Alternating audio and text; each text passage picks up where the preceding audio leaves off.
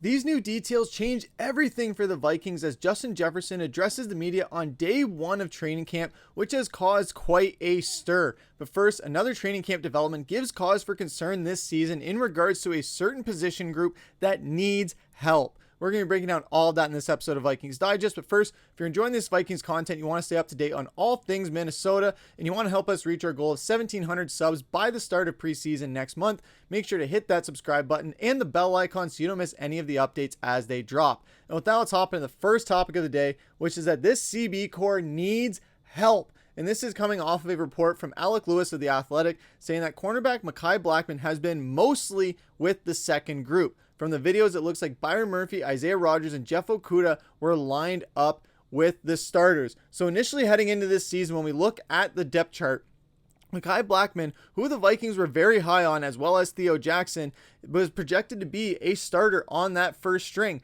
But now he's practicing with the second group of guys and isn't getting those first starter snaps with the other guys like Byron Murphy and Isaiah Rodgers and Jeff Okudah, who Jeff Okudah is starting to cause quite a stir in the Minnesota Vikings locker room, where a lot of guys are starting to embrace him, and he's being really embraced by this locker room, and a lot of guys are gravitating towards him. He's getting some fun nicknames, and he's starting to see a bit of a second wind with this start in Minnesota. But when you look at the rest of the depth chart, if you take Mekhi Blackmon out of it, or if he's not performing up to what the Vikings were initially thinking, I know it's only day one of training camp, so it's still early where all of this could be kind of just washed away by the start of preseason or regular season. But still, this is a guy that the Vikings were very high on, same with Theo Jackson, where they had all the faith in the world that he was going to be able to fill in that spot that the Vikings do have with losing Cam Bynum last season and some other players in the secondary. So now Minnesota is very much invested in Byron Murphy and Isaiah Rodgers leading the way with this. But of course, then you have in the safety set where you don't have only Josh Metellus and Harrison Smith,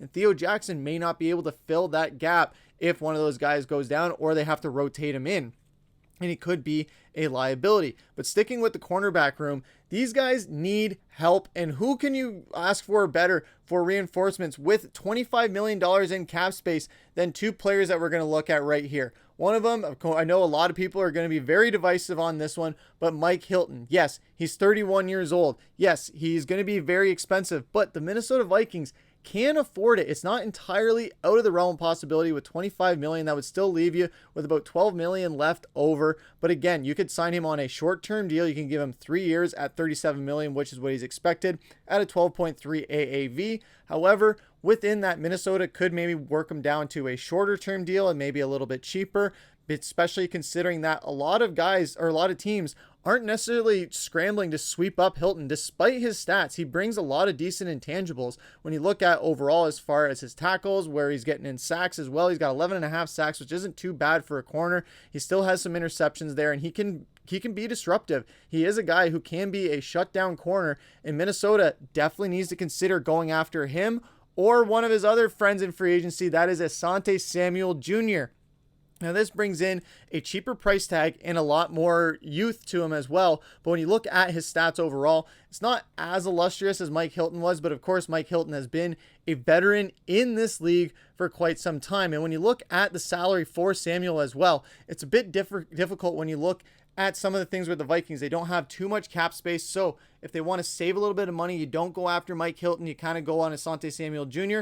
But again, with all the things that have been in the media recently with his dad and Chris Carter, maybe the Vikings are going to possibly steer away from this one in a certain sense. But again, you look at his stats there, where his tackles, they're pretty solid. And he was really good for the Chargers for the past couple of seasons. And to be honest, these are two guys where I am unsure as to why they are still on the free agency market. I know Mike Hilton, the age is kind of scaring a few people off. He had a bit of a down year last year, but that's a guy who's very capable of being a really good corner on a solid team and being a really good bridge player. And that's what Minnesota needs. As much as it sucks to admit that Harrison Smith will be leaving next year, we need a bridge type safety. That could be a whole other topic for another video, because there's still some safeties out there that Minnesota could go get after they did not draft Malachi Starks. They went and got Donovan Jackson instead on the offensive side of the ball. But over on the corner side of it, you need these bridge type players, because when you look at the depth chart, you still have some guys that are with the age. I know Byron Murphy, he's going to be there for a while, but then you have Josh Metellus is going to be coming up on his contract. Isaiah Rodgers, they just signed him, so he's going to be there for some time.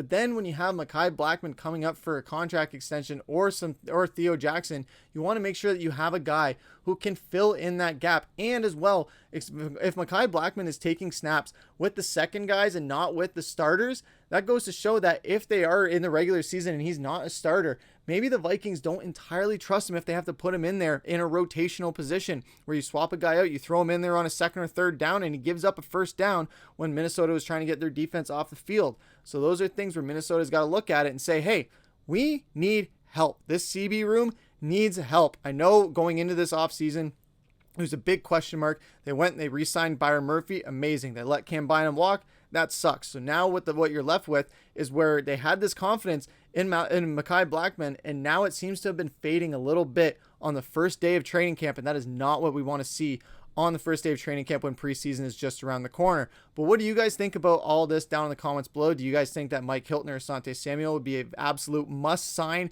if you can go out and get him? Or do you think there's one more than the other? Or do you think that there's another cornerback out there that Minnesota could go and get at a cheaper rate, maybe younger or with better stats? Let us know down in the comments below. But that's going to take us into our second topic of the day, which is that Jettas manages expectations.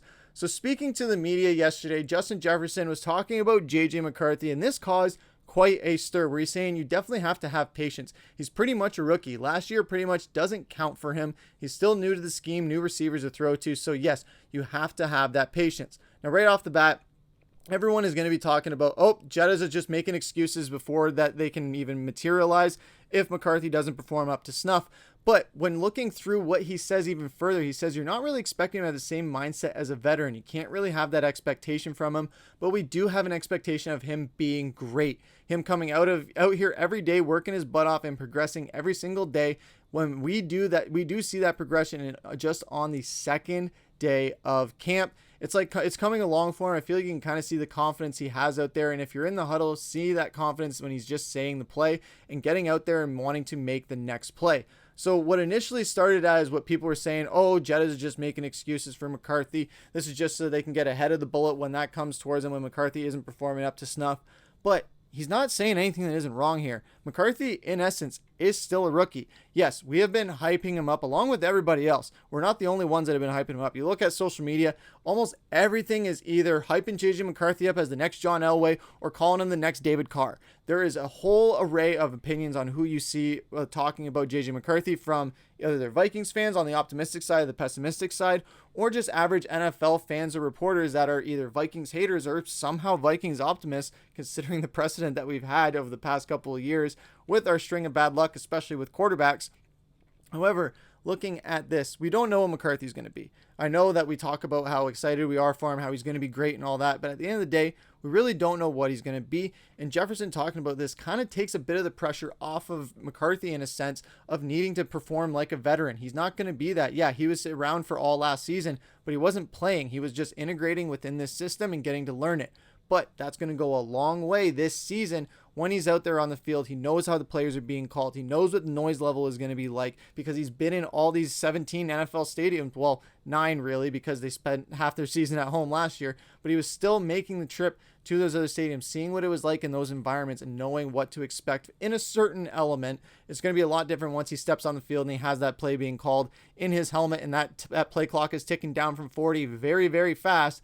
However, I have faith in J.J. McCarthy that even if he performs half as good as people are hyping him up to be, we're going to be okay. Maybe we don't make a deep playoff run the first year. That's going to be on the realistic side of expectations. On the crazy side, yeah, he just goes on a miraculous Patrick Mahomes type run and just leads us to a Super Bowl.